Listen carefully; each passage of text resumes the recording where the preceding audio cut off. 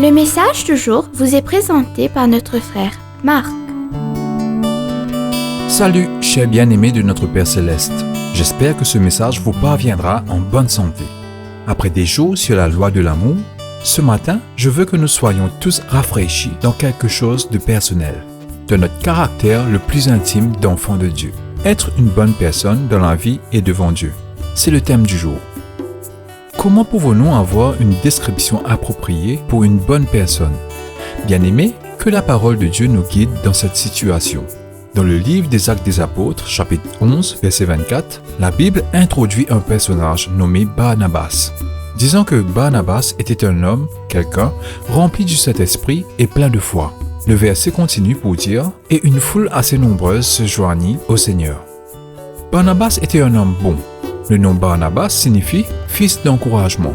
Son encouragement s'exprimait dans la générosité financière, n'abandonnant pas les lâches comme Marc, dans Actes des Apôtres, chapitre 15, verset 37. Prenant ainsi le caractère invisible d'un nouveau chrétien, Paul, Actes des Apôtres 9, un fougueux, zélé pour partager l'évangile avec les non-croyants et radicalement infuser aux autres la gratitude joyeuse envers Dieu. Un lévite, ce qui signifie qu'il était membre de la tribu hébraïque Lévi, il assistait probablement les prêtres durant le culte dans le temple juif et était un chef fidèle qui donnait ses dîmes régulières pour soutenir le ministère. Une très bonne personne. Bien-aimé, en effet, la bonté est liée à l'intégrité. Et en tant que disciples de Jésus, nous avons besoin d'être modelés par notre comportement. Nous devons tenir la parole, confirmant ainsi le proverbe « Une bonne réputation vaut mieux que la richesse ». Bien-aimés, considérez comment Paul a élevé la communauté chrétienne à Rome, dans Romains chapitre 15, verset 13. Avant de déclarer « Pour ce qui vous concerne, mes frères, je suis moi-même persuadé que vous êtes pleins de bonnes dispositions, remplis de toute connaissance et capables de vous exhorter les uns les autres. » Dans Romains chapitre 15, verset 14. Bien-aimés, recherchez-vous la bonté que l'on peut trouver dans des personnes ou des circonstances difficiles? Je vous en prie, évitez d'être obsédé par les 20% d'une relation qui vous irrite ou les 20% d'une situation difficile qui menace de vous distraire de la bonté de Dieu. Au lieu de cela, restez concentré sur les 80%, le principe de Pareto, d'une relation qui vous a influencé de manière positive. Une prière, une affirmation, l'amour, de l'empathie, sagesse, ces attributs entre autres vous amènent à la meilleure version de vous-même. La bonté grandit lorsqu'elle est observée et appréciée chez les bonnes personnes. L'Esprit utilise des gens imparfaits pour faire grandir notre bonté à l'image de Dieu. Plus important encore, la bonté vient du fruit de l'Esprit. J'aime l'image de Jean 15. Dieu notre Père est le jardinier, Jésus est la vigne, nous sommes le sarment et le Saint-Esprit porte le fruit.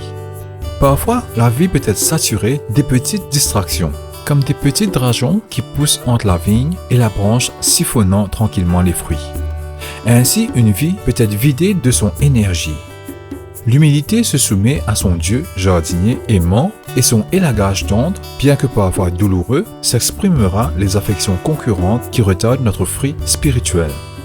L'émondage augmente notre capacité à prospérer dans le fruit de l'esprit. Laissons Dieu nourrir et faire grandir notre bonté.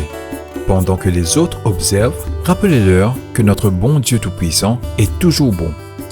Notre conclusion aujourd'hui, bien-aimés, vient de David dans le psaume chapitre 27, verset 13. « J'aurais perdu mon courage, à moins que j'eusse cru que je verrais la bonté de l'Éternel parmi les vivants. » Par conséquent, bien-aimés, tenons-nous debout et vivons selon les exigences de la bonté et que de nos jours, nous pouvons avoir le même témoignage de Barnabas, un homme bon, plein du Saint-Esprit et plein de foi.